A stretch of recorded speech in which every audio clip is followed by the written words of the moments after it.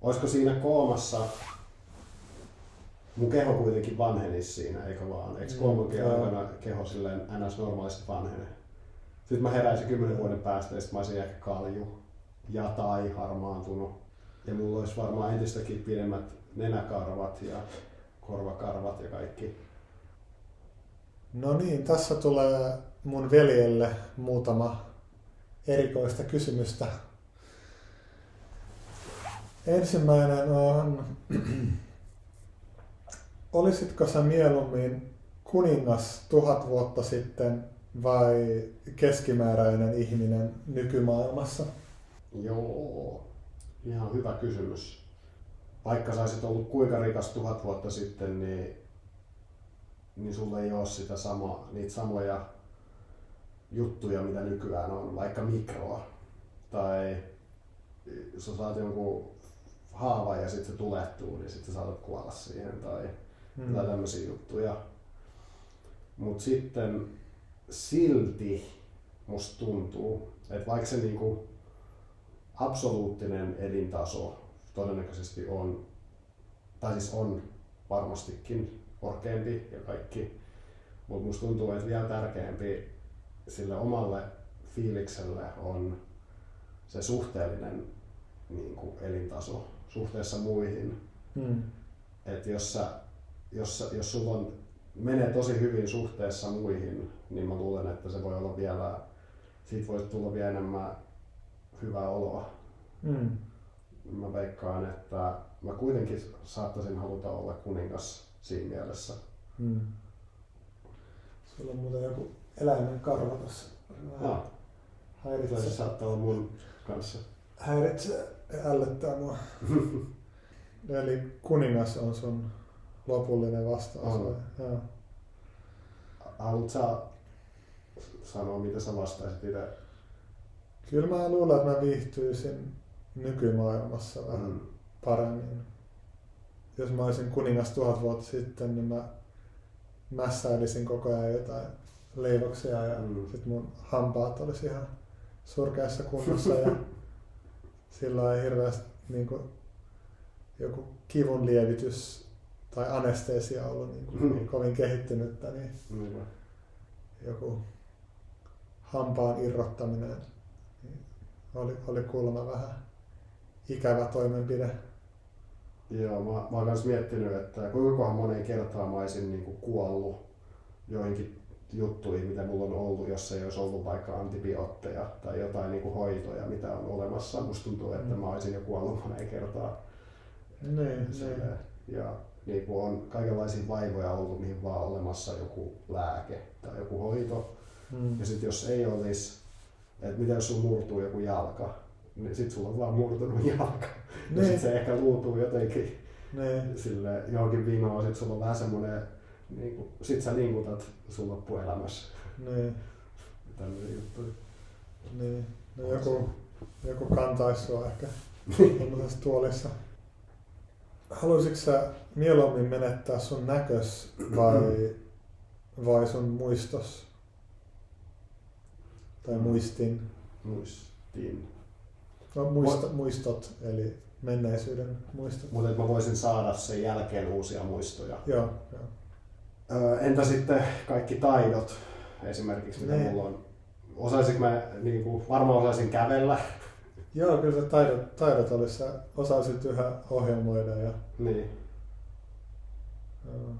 Muistaisin vaikka kvanttimekaniikan yhtälöt, mitä mä oon joskus opetellut yliopistolla ja semmoista. Okei, eli se lasketaan taidoksi. Joo. Jep. Mut sit mä en muistais vaikka mun nimeä tai Okei. Olisiko se? Muistaisinko mä, että mulla on niitä taitoja? Tai olisiko se silleen, että mä vähän niin kuin elokuvissa sit mä tavallaan löytäisin niitä mun omia taitoja sitten. Sä löytäisit niitä. Mä luulen, että sä harhailisit jossain kaupungilla ja sit meidän pitäisi ensin löytää sut ja jostain, en tiedä mistä, mutta alastomana. Nyyhkyttämässä alastomana jossain puistossa.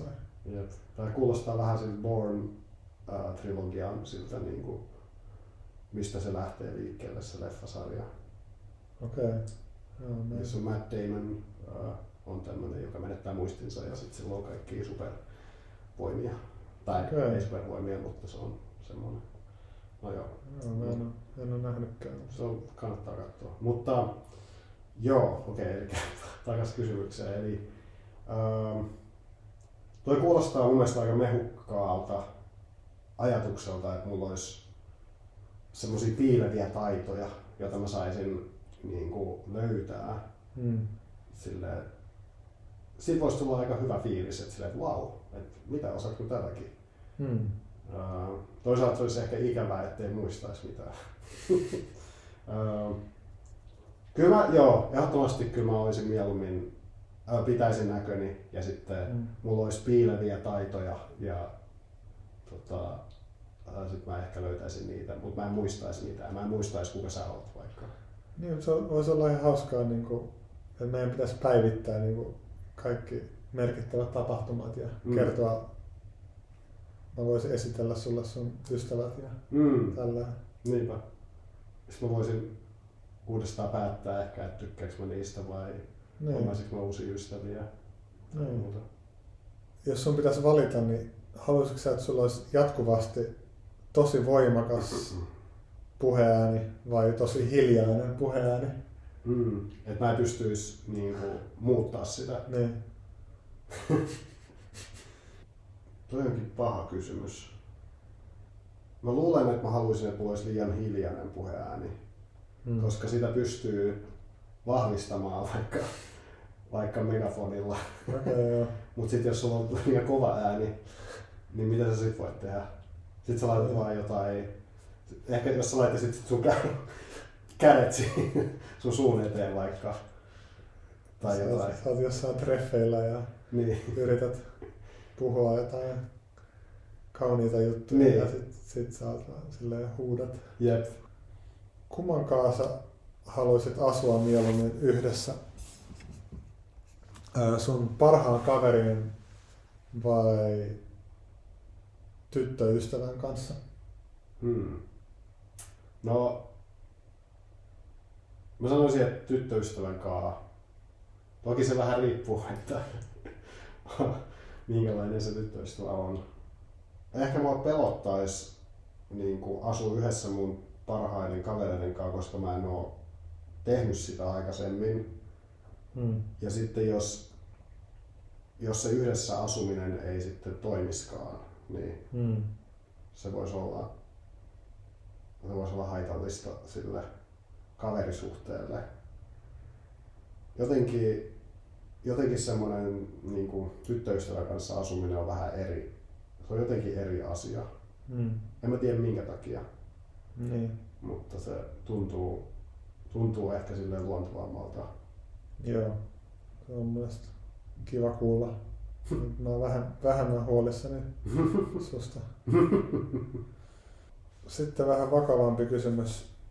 Haluaisitko sä mieluummin ratkaista maailman nälänhädän vai ilmaston lämpenemisen? Nälänhätä vai ilmaston lämpeneminen?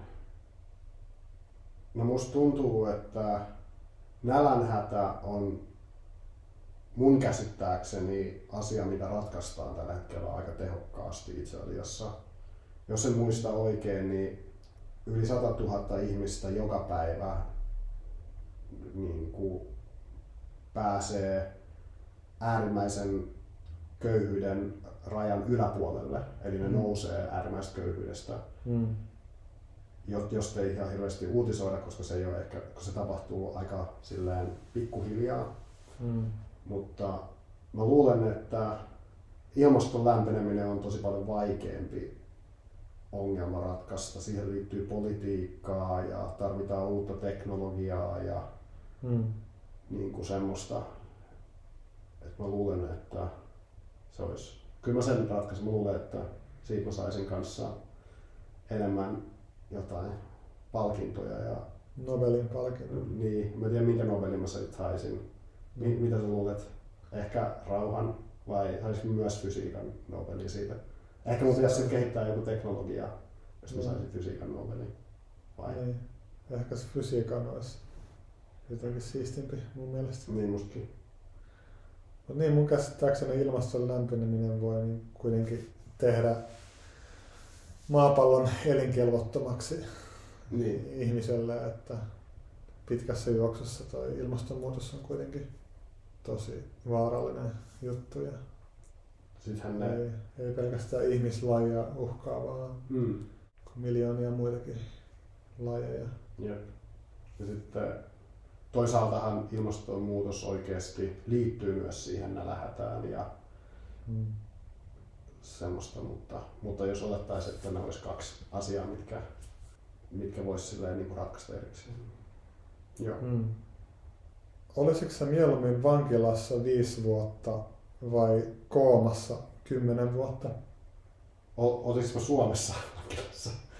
Joo, Suomessa. Semmoisessa niinku, joo. Okei. Mun ymmärrys on, että suomalaisessa vankilassa voi olla yllättävän ok olla. Varmaan se riippuu myös, että minkälaisella osastolla, mutta ehkä en olisi missään niin kuin sillä kaikista mukavimmalla varmaan. Musta tuntuu, että se voisi olla semmoinen ihan mukava, niin kuin, no ei mukava, mutta silleen, se olisi semmoinen aika, milloin mä voisin kehittää itteeni. Voisin käydä enemmän salilla, harjoitella jotain uusia taitoja. Ja paljon uusia tatuointeja. Ja eihän sulla ole nyt tatuointeja. Ei tietääkseni joo.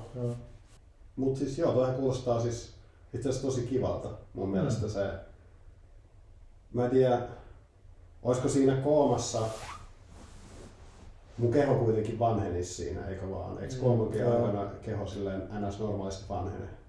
Sitten mä heräisin 10 vuoden päästä ja sit mä olisin ehkä kalju ja tai harmaantunut. Ja kaikki lihakset olisi surkastunut ainakin väliaikaisesti. Ja mulla olisi varmaan entistäkin pidemmät nenäkarvat ja korvakarvat ja kaikki. Ehkä se olisi eri asia, jos olisi kooman sijaan vaikka semmoinen joku syvä jäädytys, missä mun niinku, jotenkin mun keho olisi oikeasti niinku, että se ei juurikaan vanhenisi siinä aikana. Silloin se voisi olla. Mutta en mä tiedä minkä takia. Niin. Silloin se olisi ehkä kiinnostavampi. Silloin mä voisin harkita sitä. Voisin harkita syväjäädytystä 10 vuodeksi. Joo. Harkitse asioita. Joo, harkitse.